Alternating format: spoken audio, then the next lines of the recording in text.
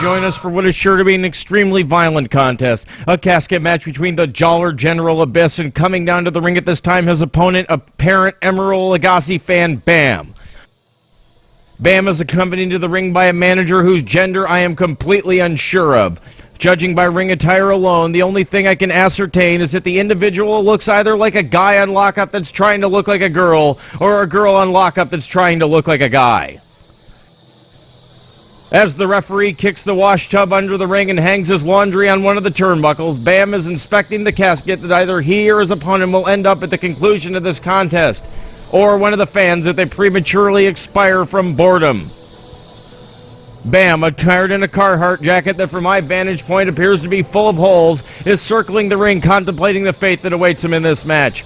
As we have seen before in casket matches, the only way to win is to put your opponent in the casket and close the lid. Or if your opponent has just had enough and nails the lid down from the inside so he doesn't have to go on with the match anymore. The crack security squad for this sparsely attended contest tonight has decided that the match is so dangerous that they have decided to put up reinforced guardrails for the fans' safety, or to just simply keep them from leaving. Now entering the world-famous Ramshackle Arena, we have a veritable triumvirate of doom, the Dollar General Abyss, accompanied by what appears to be a weird combination of Theodore R. Long and Don Johnson, and some fellow that looks like he just wants to sweep up and get back to the double wide. DGA opens up the lid of the casket and it appears the whole damn thing almost collapsed. I'm not entirely sure what the heck the DGA's entourage is supposed to be doing out there in a one-on-one contest. Doesn't look like they do either. What you're about to witness, fans, is about the closest thing to an empty arena match as you will ever see on an episode of Red Card Headbutt. The ring is one of the better constructed ones we have seen on Red Card Headbutt, although it does appear they only paid high spots to the deposit and canceled the credit card before the rest of the payment could clear. You know, I'm not going to say nothing, but for two guys that by the nature of the match appear to want to kill each other by asphyxiation, this one is getting off to an extremely slow start. Theodore R. Crockett pointing to the Dollar General Abyss in a sign of support, and it appears the fans are stopping to engage him in light conversation.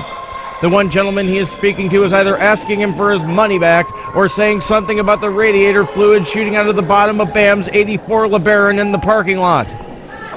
Both men circling the outer perimeter of the ring and seem to be unsure of exactly what to do.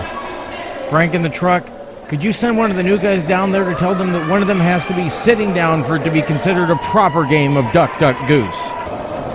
Kick to the midsection by the Dollar General Abyss, followed by some forearms to Bam that cause him to take a bump that would make Lex Luger very proud. Theodore R. Crockett taunting the crowd with some vicious insults. One can only assume that it wasn't a comment about the fans' dental hygiene, because that would just be the pot calling the kettle black. A chop by the DGA that causes the ring to squeak like a pre-Dorothy Tin Man. More chops that Bam appears to be too tired to even entertain the notion of selling. A snapmare by the DGA as more fans off camera begin to bring out their bedrolls and turn in for the night.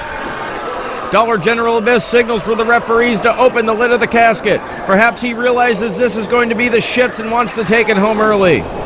But wait, Bam fends him off with some shots to the gut and sends him to the ropes with an Irish whip. Bam's strategy appears to be to kill the Dollar General Abyss with kindness as a piss-poor clothesline attempt turned into a rather neighborly-looking hug. Unsure of what to do, the Dollar General Abyss just sells a drop kick. Another skip to my Lou whip, followed into the corner by an avalanche splash by Bam. King Kong Bundy would smack him in the mouth just on that for general principle alone. A series of knees by Bam that looked like he stopped caring right around the time his music started playing. If this match were any less violent, these two would settle their differences over a jelly sandwich and a glass of Tang. Some lady in the front row tries desperately to keep the guardrails from falling over. I am completely gobsmacked that someone actually wanted to get that close to the action. Bam's manager of questionable sexual identity is just idly standing there as he's being tossed about by the Dollar General Abyss.